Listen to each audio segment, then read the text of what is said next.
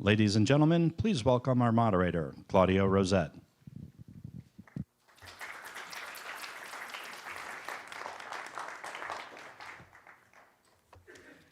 Welcome, everyone, to the Kuklinski Museum discussion series and today's panel on Poland, the U.S., and NATO, confronting the Russian threat. I just want to say, I worked in Russia back in the mid-90s, and at the time there was a lot of discussion about NATO that sort of was, with or NATO, what, do we need NATO, what's NATO now supposed to be? It all seemed rather academic. Today, it does not seem academic at all. These are real serious questions. There is a real serious threat again. And it's my great pleasure to introduce our panelists, who will each make a brief opening statement, then we'll move to a discussion among the panelists, and toward the end, we will open up the floor to questions from the audience, which we warmly welcome.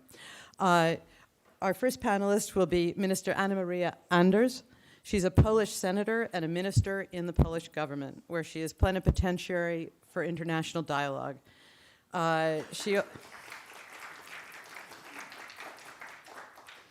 She also represents Poland in the Women in Parliament's Global Forum, a global network of female parliamentarians that supports greater participation of women in politics. Minister Anders is the daughter of General Władysław Anders, the legendary World War II commander of the Polish forces at the Battle of Monte Cassino, and well-known singer and actress Irena Renata Anders. She was born in London. In 1986, she married a United States Army Colonel, Robert Alexander Costa, and their son is an officer in the U.S. Army. Our second speaker will be Brigadier General Tom Cosentino. Following an Army career that included numerous operational and strategic assignments over a 30-year span, General Cosentino now serves as the Chief Operating Officer of a nonprofit, Business Executives for National Security, or BENS. Tom joined BENS in 2015 following his last military assignment, where he served as the 28th Commandant of the National War College, the premier institution for the education of strategic leaders for the United States military, other parts of the U.S. government, and 29 allied nations. Prior to assuming command of the National War College, he served as Deputy Director for Political and Military Affairs, providing advice to the Chairman of the Joint Chiefs of Staff and the Secretary of Defense. He also served previously as the Deputy Commanding General for Regional Support, NATO Training Mission Afghanistan, and Chief of Strategy, Plans and Assessment for the Multinational Security Transition Command in Iraq. Our third speaker will be Dr. John Lenczowski. Dr. Lenczowski is founder and president of the Institute of World Politics, an independent graduate school of national security and international affairs in Washington. From 1981 to 83, he served in the State Department in the Bureau of European Affairs and a special advisor to Undersecretary for Political Affairs Lawrence Eagleburger. From 1983 to 87, he was Director of European and Soviet Affairs at the National Security Council. A critical period, I must say. In that capacity, he was Principal Soviet Affairs Advisor to President Reagan. He's been associated with a number of academic and research institutions in the Washington area, including Georgetown University, the American Enterprise Institute, the Ethics and Public Policy Center, and a number of others. He is the author of many published works, including Soviet Perceptions of U.S. Foreign Policy, Soviet Sources of Soviet Perestroika. You can find more details on all these splendid speakers in your program. But now we're going to open the floor to their remarks, starting, please, with Minister Anders.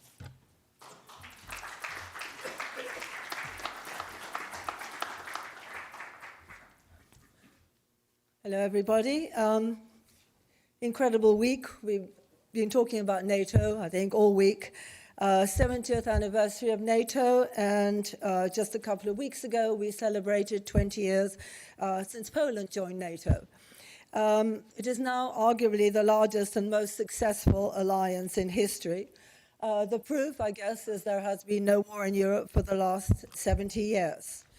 But we have to move forward. We can't gloat over the past. What are the things that we have to concentrate on? We have to adapt to new threats. There has to be solidarity between members. We need a very strong EU-US link, and we must engage broader audiences. By that, I mean that politicians should educate their people about their constituencies about NATO and the advantages of NATO and what they're doing. There still doesn't seem to be an overall defense program for Europe in the next 5 years. What are the major issues that NATO faces today? Well, number one is Russia. This is what our conference is all about. Give you a think. Did we ever imagine 10 years ago that Russia would be our prime focus today? It seems to me wherever we go, there's a threat of Russia. Poland was aware of that threat, I think, before the rest of the world. The rest of the world chose to ignore it to a certain point until Crimea. Now I think we're all very much on board, and we really do have come a long way. The other danger we face is energy independence as we squabble over the Baltic Pipe and Nord Stream 2, cybersecurity, and last but not least, I think it's the political instability in Europe. Obviously Brexit, the imminent departure of Angela Merkel, and generally the confusion that exists in Europe today, which makes me think sometimes that there's less of a problem between the transatlantic alliance than the fact that Europe, somehow the countries in Europe cannot work together. Russia, it seems to be involved everywhere, and it sometimes feels like they're almost tempting NATO, teasing NATO to see how they would respond. We had the standoff on the Black Sea. We still have 3 Ukrainian soldiers in jail, and that doesn't seem to be going anywhere at the moment. The collapse of the INF Treaty is something that we have to consider very seriously. Russia is in violation of the treaty. Let me remind everybody, there are no US missiles in Europe. There are only potentially Russian missiles. We see Russia in Syria, Russian troops coming to Venezuela, and everywhere they are taking advantage of the chaos to step in. The Nord Stream 2, Germany and Russia are supported by several European countries, are at loggerheads with the United States that wants to impose sanctions. Sanctions against Iran, that brings in China, Huawei, and the 5G program. The United States is against it. Italy has recently decided to go ahead with the 5G. Going forward, NATO is definitely alive and well. We saw the bipartisan support in Congress at the joint session with Jens Stoltenberg, but we have to maintain unity for future generations. Many members have come forward to contribute more spending, but there are still only 5 that are contributing the necessary required 2%, which includes Poland. As we encourage more countries to become members of NATO, let us remember that it's only by standing together that we can be sure to be a deterrent to foreign aggression. NATO is there as a deterrent, not as a catalyst, and definitely not somebody who is going to provoke a war. I am proud to say that Poland is fully committed to the cause, and I am really proud to represent Poland at this meeting today and around the world today. Thank you.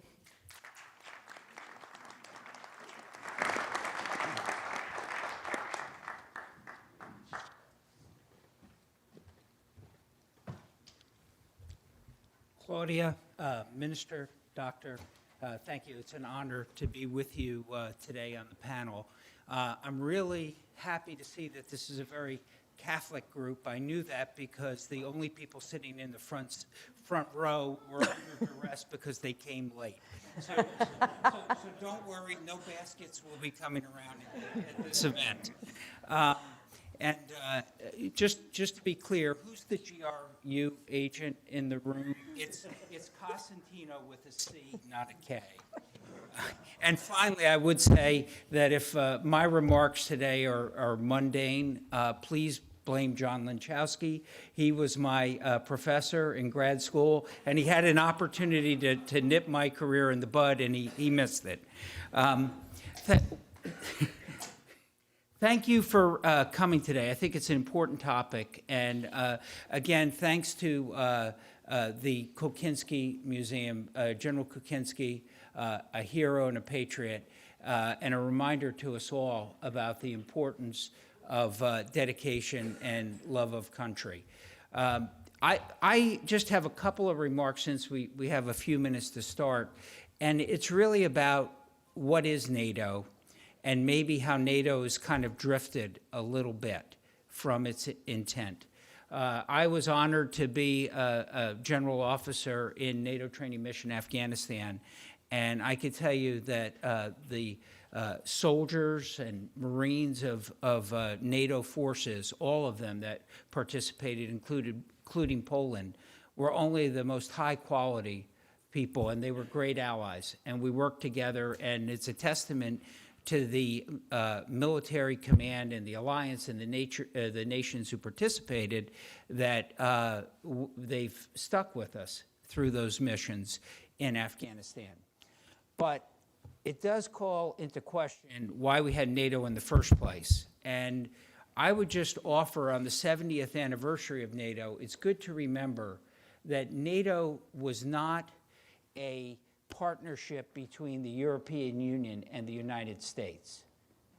NATO was an alliance of sovereign states with individual sovereign national interest that overlapped because we had a common threat, the Soviet Union. And that common threat then caused us to bring forward that common national interest in a collective defense organization. Somewhere around 1991, NATO became the military structure for the New World Order. And when that happened, I think we forgot a little bit about why we had this organization. And it became very easy for nation states, especially smaller ones, who had contributed and stood up and been part of NATO during the Cold War, to look at this and say, well, hey, we did our part, the issue's over, and if this is going to be the United States and eventually this amorphous EU alliance and to do collective security and manage the global economy, we'll let them pay for it. And it's understandable. The actions that nation states take are understandable. But now we're in a different place. I think we've realized again, at least I hope that the people in this room have realized, is that the threat never went away. It like a bear, it hibernated for a little while, and it's back. And I think it's a good time on the 70th anniversary of NATO to relook at its core principles and that idea of national sovereignty, nation states who have common interests and who work together to defend and deter aggression and, if necessary, defeat it. And as a result of that, I think it will cause us to look at who's investing in their defense and why they're doing it, and to make a more cogent argument on why this collective defense is very critical in the 21st century. And it also will, there was a big move for specialization and niche capabilities. And I don't actually argue that some nations are very good at particular capabilities. The Estonians, after being viciously attacked and cyber raped by the Russians, have become extremely good at cyber defense, and they have a lot to offer to the alliance. The Czechs have always been fantastic in their technology reference the potential for a weapon of mass destruction and cleaning it up. And the Poles, since they've joined NATO, have maintained a robust ground combat capability because they'll be the front line if there's ever a need to fight. So there is a place for specialization, but there's also an important place for interoperability and looking at this alliance for what it is. It's nation states investing together to be interoperable to defeat a threat. And I guess we can thank the threat for reminding us about that, because they sure still think it's 1985, even if we haven't. So today I would just offer as my opening remarks that I think Dr. Lenczowski will tell you a little bit about that common threat, but to think about why do nation states participate in NATO, and maybe the argument when we talk to them about pulling their load is we have to reinforce that this is not just about managing the global economy. It's not about collectively dealing with even terrorism or climate change or migration or any of the myriad threats to the global commons. It's about defending your national sovereignty about a threat that could very well be existential if we don't match their investment in technology. I would take the United States and our NATO partners any day over the Russians. That doesn't mean that, that they are not a significant threat to the alliance. And look forward to having a discussion today. Thank you. Thank you, General. Dr. Lenczowski.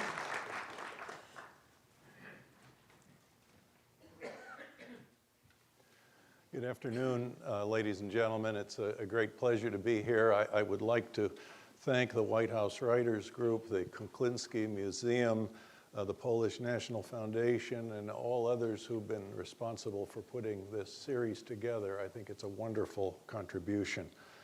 I would like to begin by reflecting on the fact that statesmanship and that our national leaders have a really grave responsibility, and that is to keep people aware of the fragility of civilization.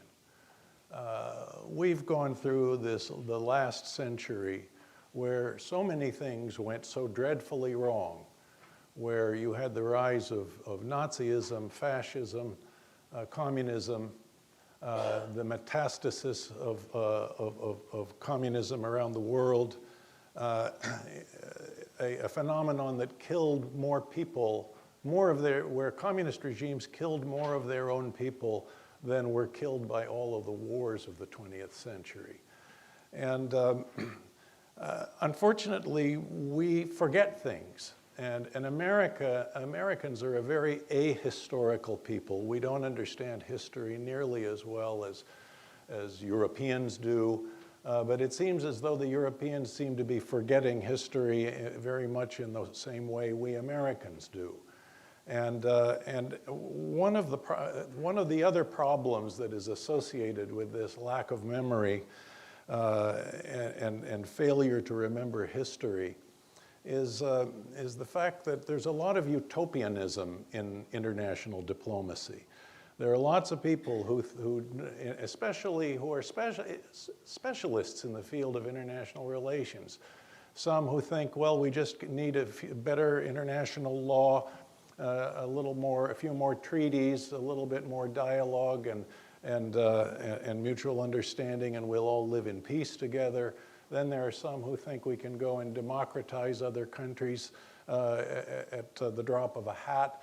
There are others who think that if we just get out of their face, they will stop hating us. And then there are some people who think, the so-called realists, who think that we can have a policy according to the vital national interest that only pays attention to realpolitik, and it doesn't have things like moral and humanitarian considerations interfering. And in the midst of all this utopianism, there are other impediments to seeing foreign realities correctly, including disinformation, active measures, covert political influence operations, and propaganda.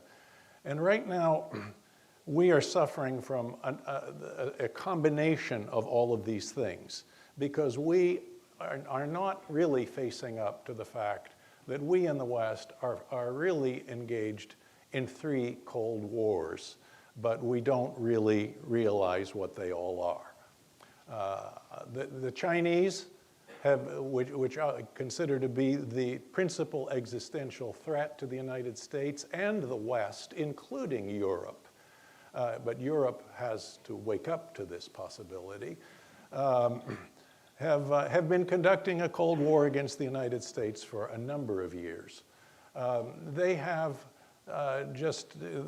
somewhere around 50,000 intelligence collectors in the United States today. God knows how many in Europe. They have thousands of newspapers, radio stations, TV stations. They have a massive active measures operation of covert influence operations. Xi Jinping just added 40,000 people to the United Front Work Department that runs Chinese active measures. And of course, we all know about Russian active measures. We know about their interference in our elections. They were engaged for 20 years in subversion in Ukraine before they finally sent in the little green men to take over Crimea. The Russians, of course, want to reestablish their empire over the previous Soviet political space. They would like to cast the shadow over all of East Central Europe, and then they would like to have hegemony over all of Europe, which has been their long-standing ambition. Whether they are able to do this, given the fact that they are committing demographic suicide and that their economy is decreasingly variegated and increasingly dependent upon oil and gas and just a limited number of natural resources, I don't know. I happen to think Russia can be deterred, but one has to have a stout military policy in the West, and I think that China can be deterred as well and contained, although that's going to be a much bigger challenge, I think, than dealing with Russia. Of course, the third Cold War we're in is with radical Islamism. And I think that it is potentially an existential threat to Europe, particularly if ever more Islamist, separatist enclaves run by Sharia law begin to prevail in ever more countries that are members of the NATO alliance. I don't know that we face the same grave threat in the United States, but Sharia supremacism is a radical ideology which is supercharging the Islamist, or let's say the Islamic practices of hijrah and dawah, and rather than and so the radical Islamists, rather than wanting to see a more gradual Islamization of the places to which they immigrate, such as Indonesia, they want to supercharge this and have it go extremely fast. I think it is a threat to Western values. And this ultimately gets back to the question of whether we have a sufficiently, whether we understand history, the fragility of civilization, and the reasons why NATO exists, which is not simply to deter a single threat, but to try to maintain the free democratic republican character of its membership, which is why we have these different provisions, political provisions, which are prerequisites for entry into NATO. I believe there ought to be an alliance of Western civilization, and we can include some of our other friends elsewhere in the world that are effectively our allies. But we have to realize that there are certain values and principles that deserve to be protected and cannot be abandoned, and eternal vigilance is the price of maintaining those things. Thank you.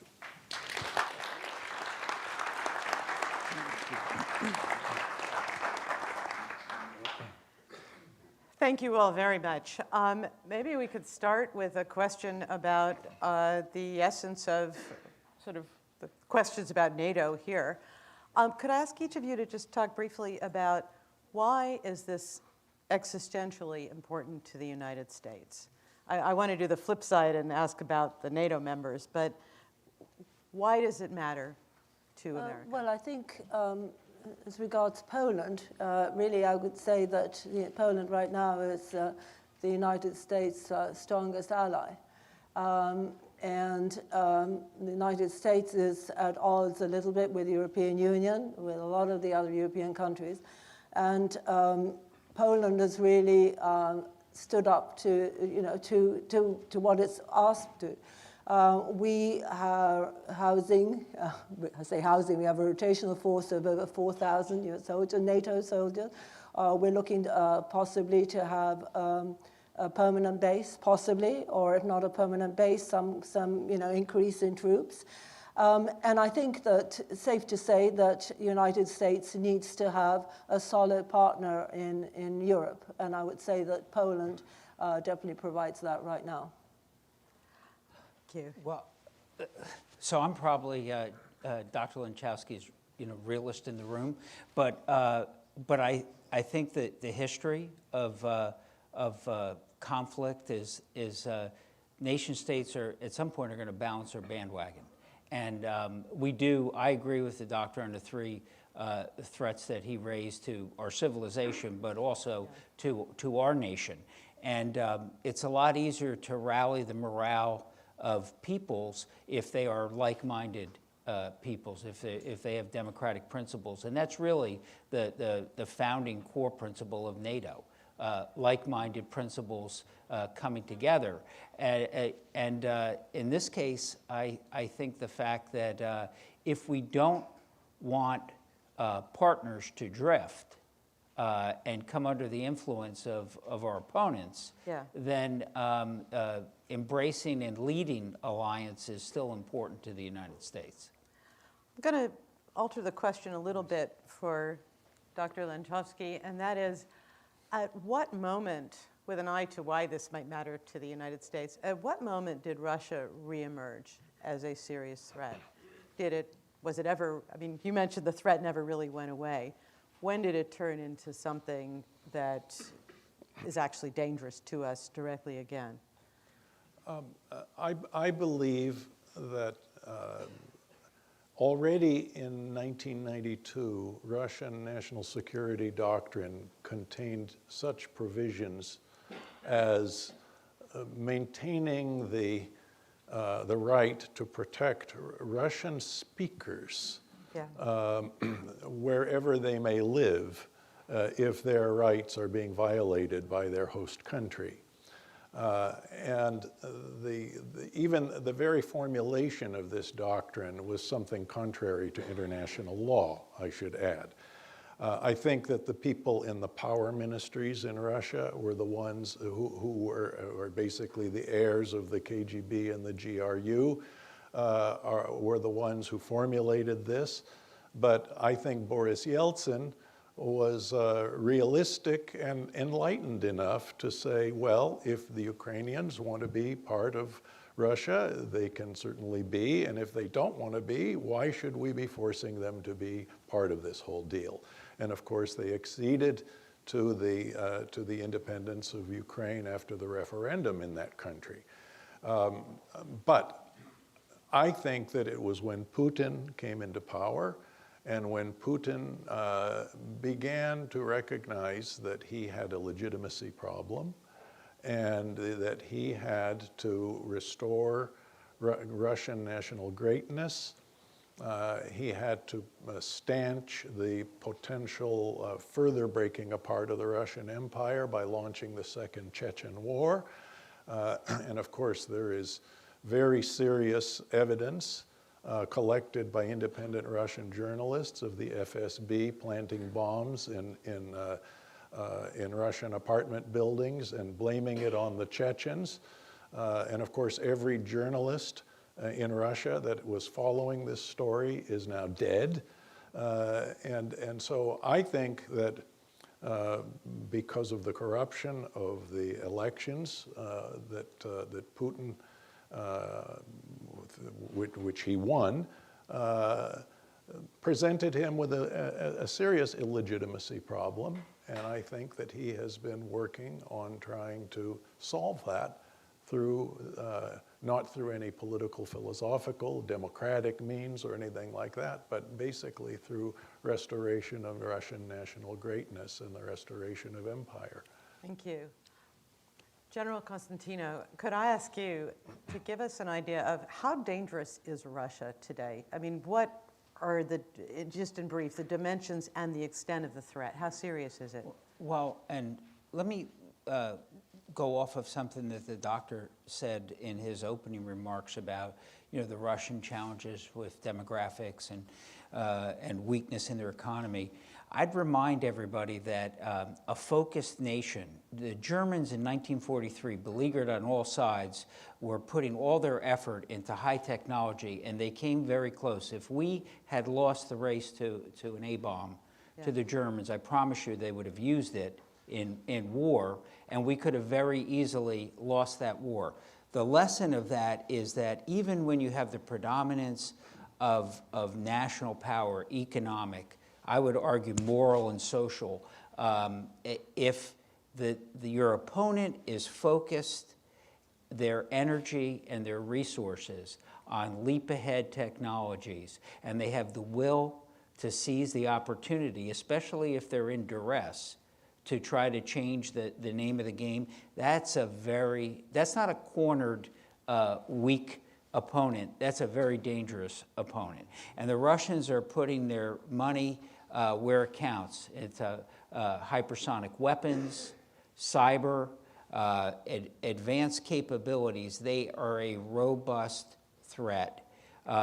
And, oh, by the way, they're not afraid to proliferate some of that to other opponents to try to, you know, kind of spread the wealth and distract us and make us have to compete on multiple fronts. Talking about things like anti-missile defense systems to Turkey or to sales Syria, to Iran? to Syria, why are there Russian troops landing in Venezuela? I mean,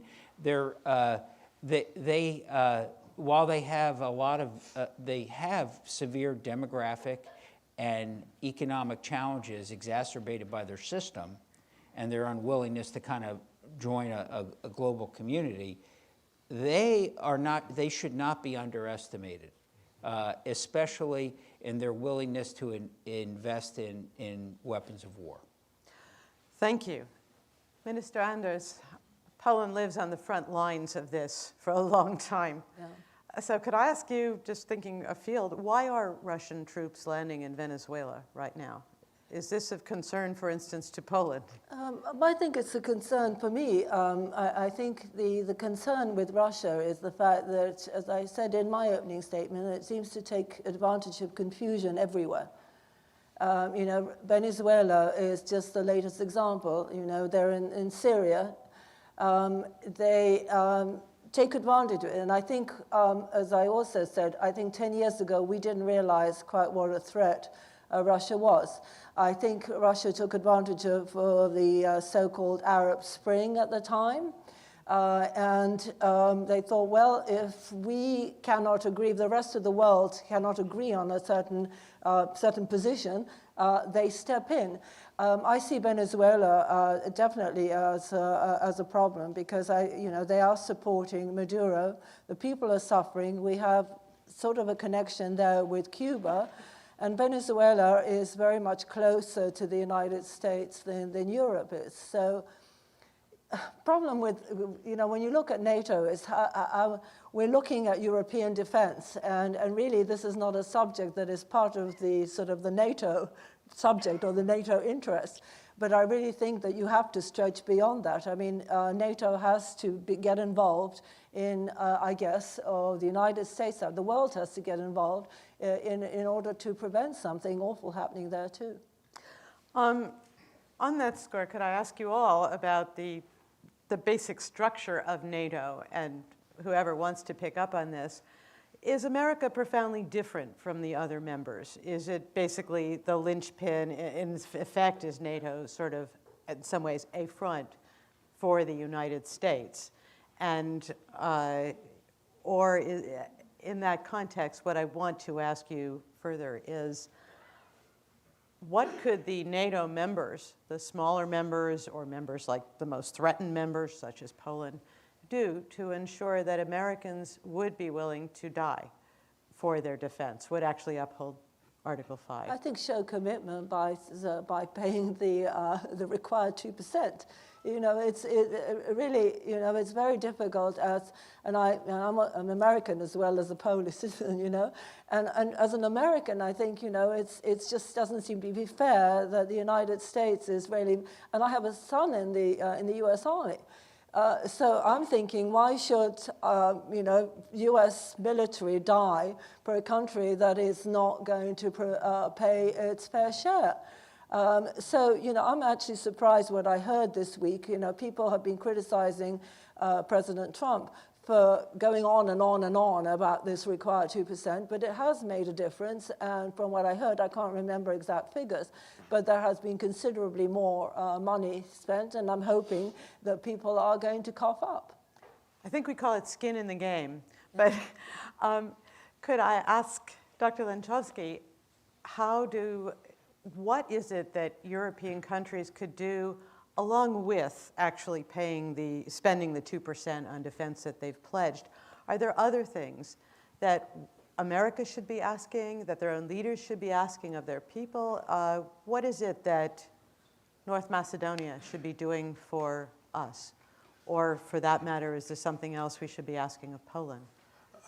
I believe that there are many non-military instruments of national power that are much more affordable than a full-spectrum military force that every NATO country can contribute to. First of all, an enormous amount can be done in the field of intelligence. There are special capabilities and there's special knowledge that many different NATO countries have. Particularly, I mean, when I ask some of I can't be an expert, a serious expert on Russia anymore. I have another job to do today. But when I ask some of my friends who are serious experts on Russia, where is the best information and analysis about Russia coming from? And they, without blinking, they say Poland. And so if there are, and Poland need not be the only one with its antennae pointed in that direction. There are other countries can pay attention to these things as well. And then there is information policy. I think it's extremely important for these countries to help inform the world, inform the NATO alliance, inform the United States, and inform the American people. Public diplomacy is one of the most neglected elements of our national power. We shut down the U.S. Information Agency in 1999. We have folded only a shadow of its former capabilities into the Department of State. The Department of State doesn't care about it. It doesn't reward excellence in public diplomacy or the various forms of strategic influence. There are countering foreign propaganda and disinformation. Some of the countries in East Central Europe and Poland do some excellent analysis of Russian propaganda, Russian disinformation and active measures. And we stopped paying attention to these things after the end of the Reagan administration. I was in the Soviet Active Measures Working Group, and it lasted until the end of the Reagan administration, and then it pretty much was shut down. And when the Ukrainians started complaining in 1994 about Russian active measures against them, in 1994, nobody in Washington noticed. Nobody noticed. Well, maybe there might have been some people in East Central Europe who noticed, and maybe there were others elsewhere in Europe who might have noticed. Thank you. General, would you like to comment on that, or perhaps further expand on how we address this problem with Brussels of sort of paying attention to the sovereign states when there's the centralized bureaucracy there? Well, when you talk Brussels. I don't think Brussels. I think Okay. Mons, and I think NATO headquarters. Okay. Again, we've had this discussion at panels before. I'm American. I don't really care about the European Union. Yeah. Okay. I hope they buy American, and we've got lots of natural gas, and that we could send to them. But what they do is kind of their business. That's the Yeah. business of Europeans. So I think I do think, embracing the talents and skills and that the individual states of NATO have to support the alliance are important. I also think that sometimes there's engagement that a NATO member, not the United States, might be able to lead out of area. Yeah. That support the whole. It's a little bit easier for some countries to absorb it if, say, it's coming from Poland or Italy or someone else. So I think there is a value there too in formal diplomacy as well as public diplomacy. I think it's going to be a little bit easier if we recognize that we're not about going into their countries and telling them how to run every aspect of their life. We're about, hey, let's pitch together against these common threats and challenges. So personally, I don't put a lot of this on I actually have a lot of sympathy for the members of NATO.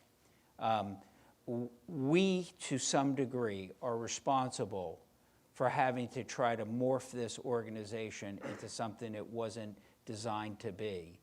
And we're kind of back to the future in a world with a peer challenger in Asia, if not necessarily a peer, at least a peer in the most dangerous aspects in Russia, and then this global network of radicalism that's connected to cartels and every other criminal activity out there. So I think let's get back to basics here. And I think that when we approach them like that, I think we can convince rather than compel our allies to pitch in. And and there's always consequences too if they don't. Claudia, I just wanted to add one other thing. Right now with Chinese and Russian cyber espionage, the massive Chinese espionage presence in the United States, I think that we have a technology security problem of gargantuan proportions.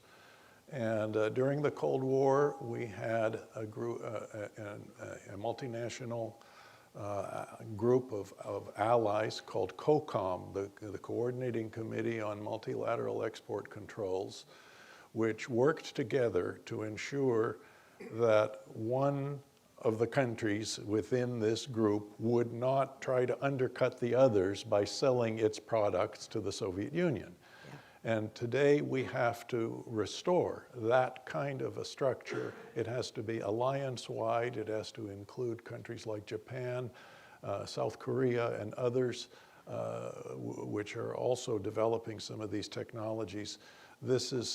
Today, the Chinese are putting into their military systems technologies, and the Russians too, technologies that may be ahead of ours in certain respects. For example, in space technology.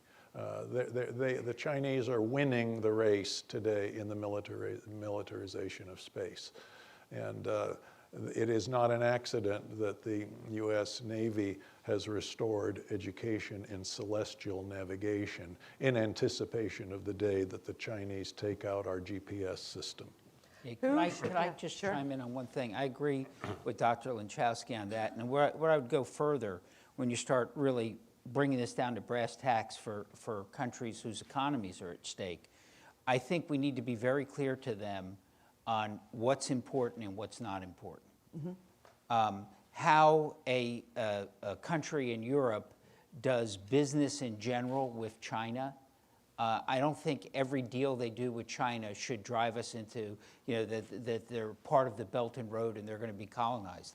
On the other hand, if they embrace Chinese 5G, Yeah. which could have a fundamentally disruptive effect on our security and the ability of NATO to operate, that's where we have to kind of call it as it is. So don't freak out every time Poland or Hungary or the Italians or whatever cut a trade deal with China and beat us out, because they have their own economies to worry about. Focus on the things that are absolutely critical and those high-tech areas that we need to make sure that they know that we won't tolerate, and there'd be a consequence if they do it.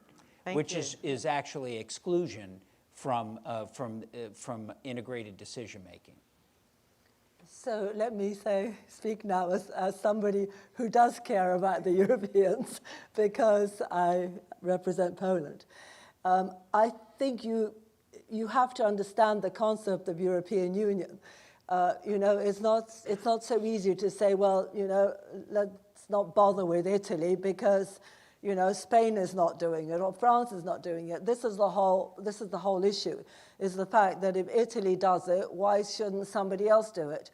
And by European Union rules, actually, we should all be doing the same thing. So the European Union right now is just as much up in arms about this 5G as the United States, because if they can do it, why not? Why not us? This seems to me, I want to get into some very specific, difficult issues like Turkey and Nord Stream 2 and so on, but let me just on the broad theme ask you all again. The free rider problem I think is considerable. It was in evidence as we worked our way toward World War II in the last century. And we can put forth what people should do, but the incentives for them to do the right thing are kind of hard to see in some cases. One of the questions that comes to mind is, who brokers a new COCOM? Is that strictly the US responsibility? As countries say, well, if Italy can do what it wants, why not us? Is this just the human condition and the risks that we face, or is there something more that could be done to address that? Because maybe that's one of the central problems with facing NATO. I think this is a matter of leadership. I think that free peoples who still retain some common sense, I think the cultural Marxists in our universities are trying to gut our capability of exercising common sense. But I think that free peoples will respond with common sense if they're told the truth by their national leaders. What bothers me is that we've had the previous 5 presidents never told a whiff of truth about the rise of China. And its espionage presence, its technology theft, its subversion operations in the United States. The degree to which they are owning politicians, they're owning businesses, they have corrupted our media, they have corrupted they're corrupting our academic community. They are influencing Hollywood. This is incredible, and nobody. There's no discussion about this. Nobody tells the truth about this. Can I ask you a question related to this, and also give Tom and Anna Maria, if I may become familiar at this stage in the discussion, the chance to just think. I want to ask you both about Nord Stream 2 and how we deal with that. But could I just on Russia and China? To what extent is it dangerous to NATO, to all of us, that they cooperate with each other these days? I think that it is. I think that there are limits, actually, to the Russia-China cooperation. They have done some cooperative military exercises, but I think that those were done to a large extent to ensure that there were no misunderstandings when some of those exercises might have taken place close to the border of those 2 countries. I think that objectively, I think China is the single greatest threat to Russia, and if the Russians ever overcame their congenital streak of perversity, they would be cooperating with us against the Chinese. I can hardly wait for the day when a bunch of Chinese in eastern Siberia decide that they want to have a referendum on which country they want to live in. The Russians have been worrying about that too. Well, I think they need to take a big bite out of a reality sandwich and stop being perverse about their relations with us, and realize they cooperated with us a little bit on the Afghan war, and they let us bring materiel through the northern route, and so on and so forth. Let them get serious about the real threat that they're facing and that we're facing. Nord Stream 2. What do we do about this? Nord Stream 2 is difficult, really difficult. Two reasons.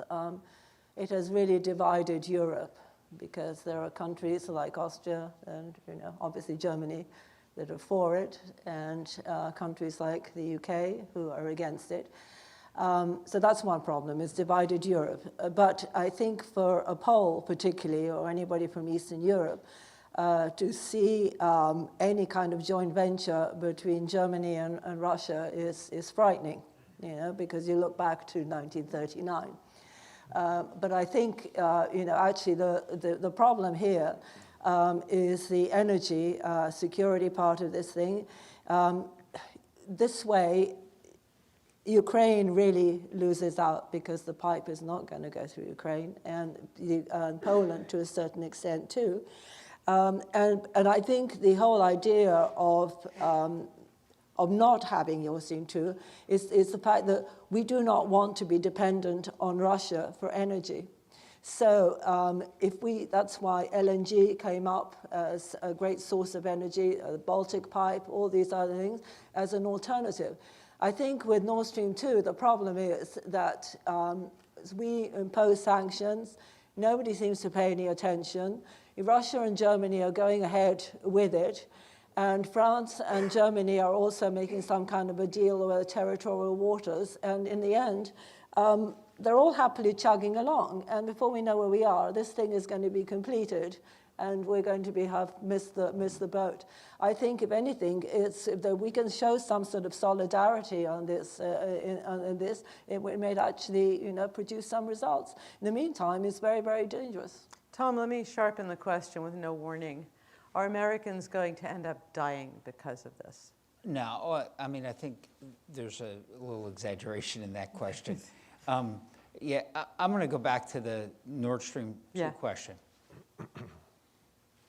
It's a bad deal for the United States, and I think it's a short-sighted deal for Europe, because you're letting a whole power lever reside in the hands of the Russians. And, oh, by the way, no different than the Iranian deal, you're giving them the financial wherewithal to continue to do mischief, either small mischief in a lot of places or big mischief at the tactical, at the strategic level. So what do? I think we work with our partners like Poland and others to flood the continent with American natural gas. And I think we give them some credit, even if it's just psychological credit, and maybe formal credit, which I'm sure the Germans won't really like too much, for the security premium that they pay to not buy gas from the United States. That they're going to pay more. They're going to pay more for it's just a physical fact of the world that it's more expensive to bring LNG in from out of area than to run a pipeline from Russia. Sure. But I think if we work in concert, we give them some credit for the fact. I actually believe that most of the countries of Europe like to hold on to their own sovereignty and don't want to be dependent. So I think that the best way for us to operate here is maybe to take a look at how we can support the infrastructure development, especially north-south with the branches from the Polish coast down for U.S. energy resources, and to recognize that our partners are going to pay a premium, so work with them the best we can on that, and then to give them credit for the fact that they're actually paying a premium for their own sovereignty and security. And for us to get into some sort of crazy, we're capitalists. For us to get into a crazy, over-the-top type of measures related to a business deal between Germans and Russians, well, I mean, I'm not going to knock. I served in Germany for 3 years, and I have a lot of friends who are German. But let's remember who was trading with each other right up until the Germans invaded Russia. Okay, so this is what they do. They're going to trade, and we should use our trade in a way to maximize our own interests and the interests of our partners. Well, what do we do about, this is for anyone who wants to take it on, unless nobody does, and then I'll, Ukraine. Are we doing enough? Russia still has Crimea. Officially, it's not supposed to. There are sanctions, but de facto, there it is. That would presumably send quite a message to Vladimir Putin. Where does Ukraine fit into this scheme? Is there something we should be doing that we're not? Would anyone care to comment on what we do about that? Well, one thing that I think needs remediation, I mean, I don't know enough about the realities on the ground or enough about the internal politics of Ukraine to give you a serious answer about how much influence we can or ought to have there. But we have shut down, for example, the Russian service of the Voice of America, the Ukrainian service. We're shutting down other services. The last administration tried to shut down the Chinese service of the Voice of America. And these are some of the only unfiltered information that reaches the ears of many of these people. When Putin started shutting down independent media, he almost had a monopoly in shaping the minds of people both in Russia and in the Russian-speaking areas of Ukraine as part of the prelude to the invasion. And I think that restoring unfiltered information, and this usually has to be, there are many ways of doing it, multimedia, but I think shortwave is one of the few ways that can get in there. You can't rely on the internet when internet police and other kinds of things like that can be used to shut down. So going back to older technologies might actually make sense. But there are newer technologies like the digital revolution in radio broadcasting, which it's called DRM. It is called Digital Radio Mondiale, and this is where one can broadcast over shortwave frequencies, not only sound, but text and video. And the people listening or watching or reading these broadcasts can do so anonymously. Whereas, for example, in China, people, there are more internet police in China than there are members of the People's Liberation Army. And so anonymity is absolutely key to being able to get information without being potentially victimized by an authoritarian or totalitarian regime. I think that's one thing that can be done that can be helpful. Anna Maria, you've had a front row seat. So a question about the reign of Vladimir Putin. Is this going to be resolved? Sorry, I'm listening to the sirens in the distance, the warnings of that. Is this going to be resolved while he remains in power? Would removing him make a difference? There's something astonishing. Perhaps it shouldn't be surprising, and yet quite dramatic, about the rise, the sort of resurgence of this Russian threat. A generation after everybody was celebrating that it was apparently gone, after the Partnership for Peace, after all these things. What would it actually take to bring the kind of security that certainly Poland has been craving for generations for. But you have to be careful what you wish for. I mean, this Yeah. is precisely what the Arab Spring was about. This Yeah. is what we wanted, you know, well, let's get rid of Gaddafi, let's get rid of Saddam Hussein. And it doesn't work that way because you never know who you're going to get next and what is going to happen next. I worked for 5 years for a Middle Eastern company way back after when I was really young. And I remember my boss saying at the time, he says, you know, and he was from Saudi Arabia. He said, you know, these countries are not ready for a democracy because they don't really, there's too many different sects and so on. I'm not saying that the same thing applies to Russia. But there will be somebody else around the corner who, you know, who will be equally bad or worse. We simply don't know. I think the only way to go for it is really to, as a deterrent. I mean, you know, what are you going to do? Have a coup against him? Maybe somebody will get rid of him, you know, but then what? Somebody else? I don't know. I don't think there's an easy solution. Thank you. I think it's time to open up the floor to audience questions. Wow. Oh, boy. And I see we have a few. Okay. Why don't we start with the gentleman here? Very much. I appreciate you taking my question. It's a fabulous discussion. You're obviously great experts at this. Oh, I'm sorry. Oh, yeah, I'm sorry. Well, they'll bring a microphone around to you. Can you identify yourself, sir? Pardon me? Can you say who you are? Oh, my name is Dr. Richard Boatwell. I'm a historian. I started a historical group in Norfolk, Virginia, and I'm a member of a board of governors of 2 different locations in Norfolk, Virginia. I'm from Boston, Massachusetts. Thank you. Okay, we've got. That's enough of me, right? That's great. Go ahead. Your discussions are fabulous. Let me say what I heard so far, that NATO is a military alliance in order to protect the common principles of inclusion. That's one of the things I heard from you that might be right. Close enough. And then the rest of the discussion has been a series of incidences about what the common threat. Could I ask you to sharpen that into a question so we can get Okay, to the the common threat is America has a history of isolation. We've reluctantly gone into all kinds of conflicts. It seems to me, Dr. Zawinski, that your comments about controlling public information is the key. Is it some way that we can mobilize Americans to understand the threat that you're talking about so that we will be on the offensive rather than on the defensive? Because we're reacting it in a mode and we're not acting itself. Thank you very much. So maybe I would like to answer that one because I was actually at the CEPA meeting we had. I saw Reza here somewhere. And Marcy Kaptur was talking about this. This question came up, and they said, how do you mobilize people?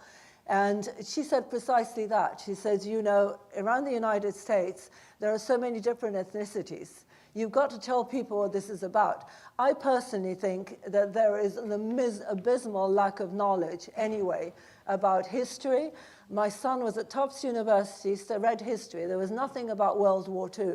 I spent a lot of time promoting Poland, the part of Poland, the deportations from Poland to Siberia, where people ask me why there are so many Polish people all over the world, because they don't really know. I think you can make people understand, you can make them support you if you'd really show them what it's all about. A young person who has never experienced communism, I'm horrified at some of the comments here from newly elected officials. I mean, clueless about socialism, you know? I mean, it's pathetic. I think you really do have to start with education. Thank you. Yes, I think that the President of the United States needs to deliver a speech that is not unlike Ronald Reagan's televised speech to the nation in November 1982 on the Soviet threat. One of the reasons why he was elected was because of the march of communism around the world, one communist takeover, whether it was Ethiopia, Somalia, Mozambique, Angola, Grenada, Nicaragua, invasion of Afghanistan, etc. And the humiliation rendered us because of the takeover of our embassy in Iran and the Soviet military buildup.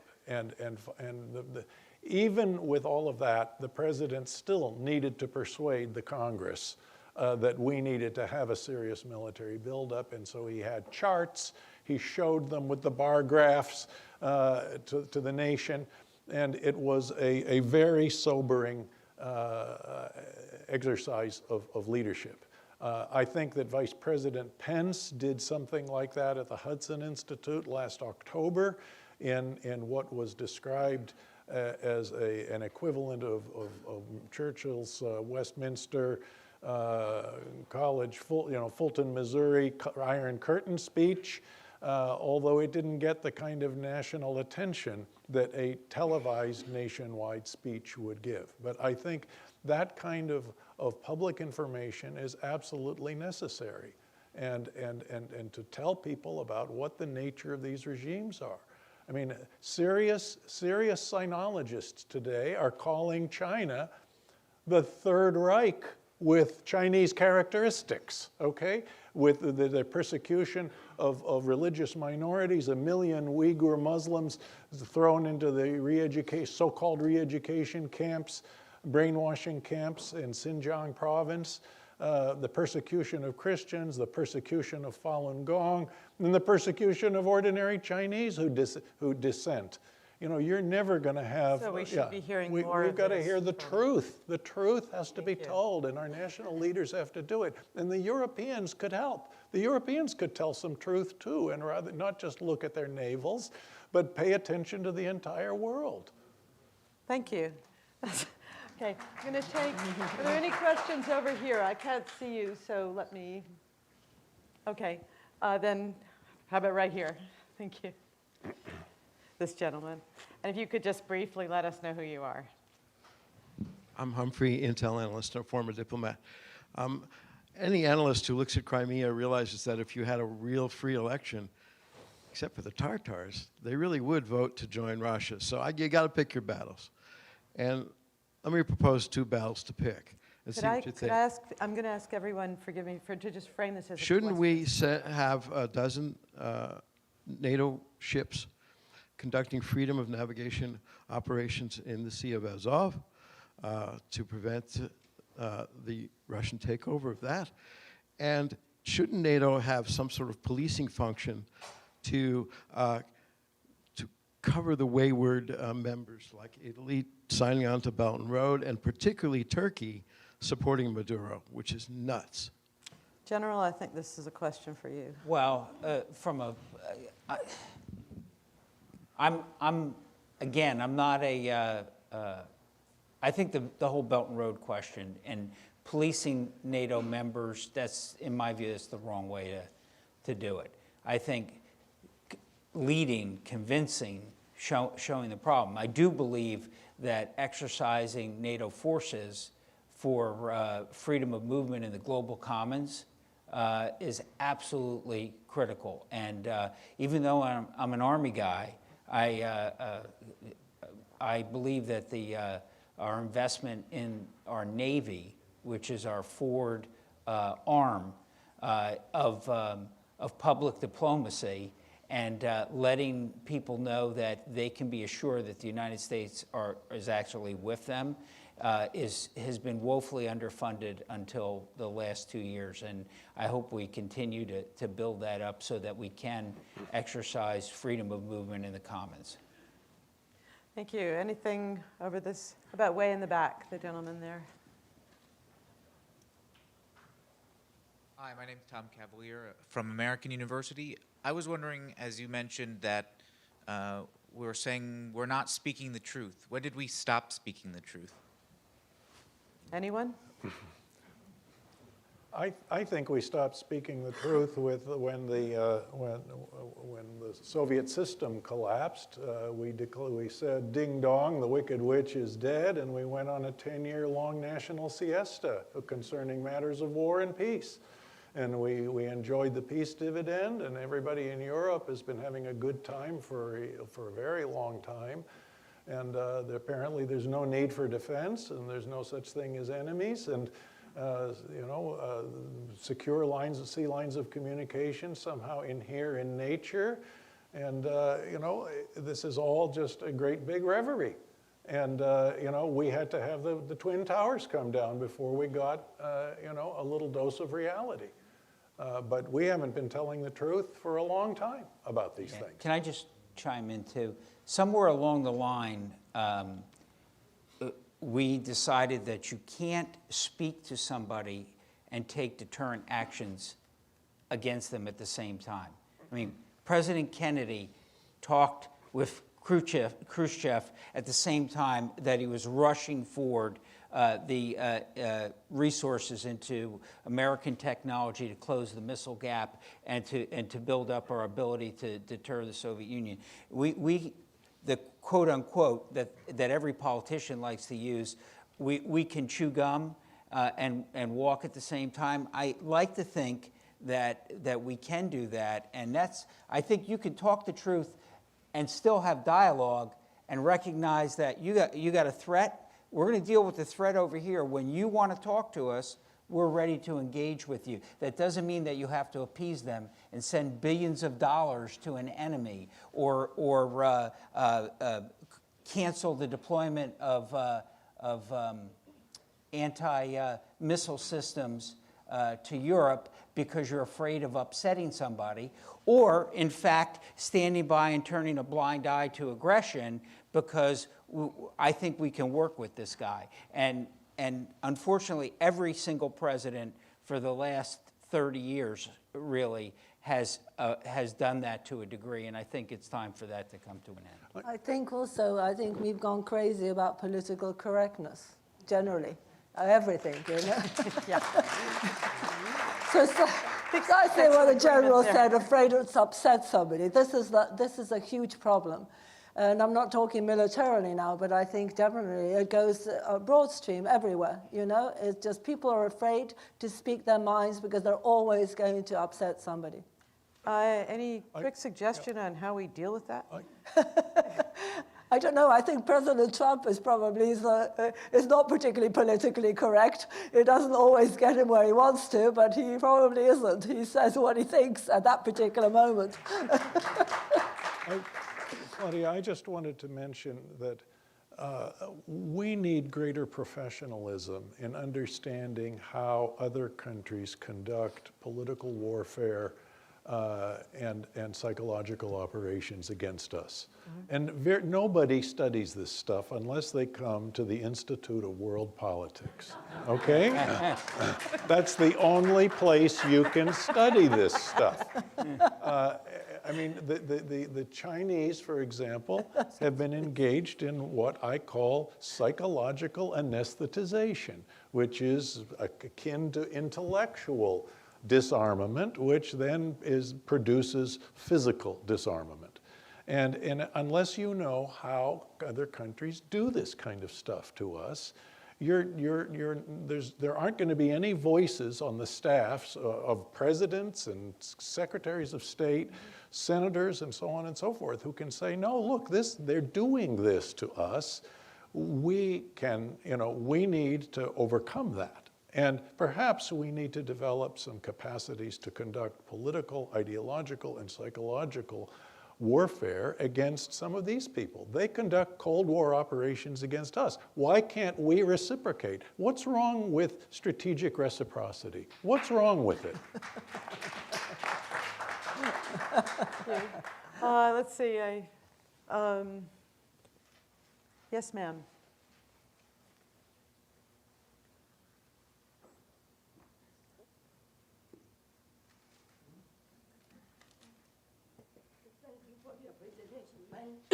My name is Li Yang. For first introduction, I'm a PhD in economics. I've been in the United States since the mid-60s, and I've been really a reformer, advocate, activist. I have a media television program producers, and I have run for public offices since '94, from local city mayors to Maryland State Comptroller, and several times of U.S. Congress and U.S. Thank you. Senate. If you can So go ahead. what I try to say is I have a very expensive observations. And to begin with, I'm confused with your banner, the title, because I have no idea they indicate this is a White House Historic Society for General Public. On the behind, and you will see there are 3 minor institutions. One is a Polish national. Excuse me, if you can give us a short question. Right.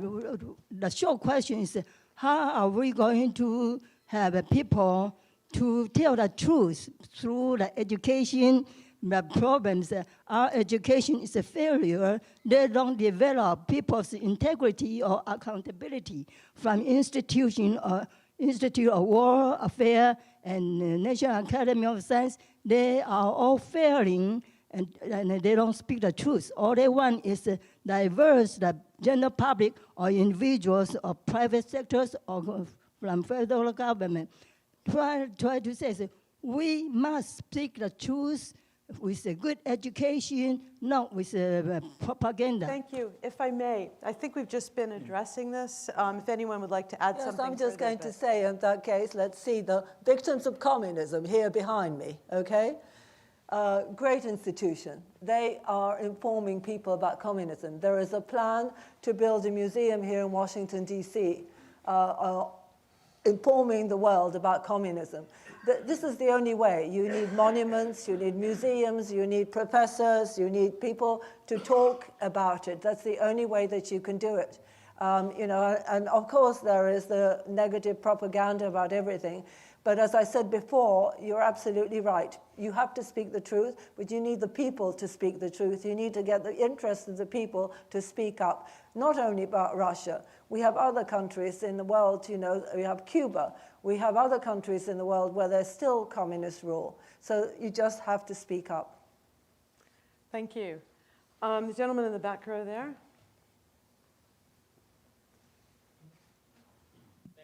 I'm Major Mike Dyer, U.S. Army. I'm a grad student here in town at George Washington. So for the panel, I'd like to cut right back to brass tacks on NATO. So as we've heard today, and I agree with this narrative, the dynamic of NATO in the past 25 years got away from the core foundation of sovereignty defense of continental Europe. So if we have returned back to that, and we have circled back around to that core principle, what do the recent additions of Montenegro and North Macedonia, how do they fall into that narrative? Are they part of the old narrative? And what does that tell us about the future of NATO expansion, or the possibility of NATO expansion? Primarily, I'd like to focus that question on Ukraine. Thank you. Who would like to take that softball? I think that that NATO expansion, first of all, I'd like to look at some of its record. There are a lot of people who think that NATO expansion has been a provocative move against the Russians, and that the Russians are therefore justified in taking various actions against the West because we have come so close to their borders in the expansion of NATO. To this, I would just like to say that NATO has never been an aggressive alliance. I think NATO made one mistake and handed Russia some evidence for its charge, and that's when we got involved in Bosnia and Kosovo.